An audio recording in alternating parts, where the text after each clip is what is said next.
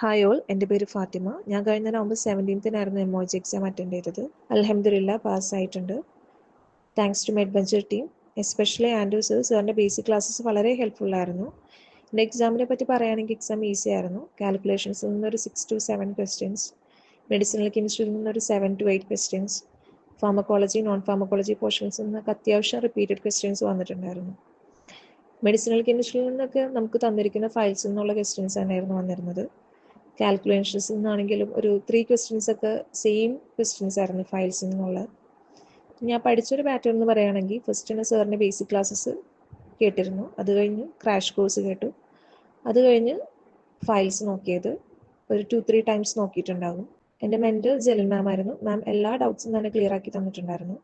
Thanks to Jelin മാം. ഇനി prepare ചെയ്യുന്നവരോട് എനിക്ക് പറയാനുള്ളത് എത്രയും പെട്ടെന്ന് തന്നെ എക്സാം പാറ്റേൺ മാറ്റുന്നതിന് മുന്നേ തന്നെ ഡേറ്റ് എടുത്ത് എക്സാം അറ്റൻഡ് ചെയ്യുക. എല്ലാവർക്കും എൻ്റെ ഓൾ ദി ബെസ്റ്റ്.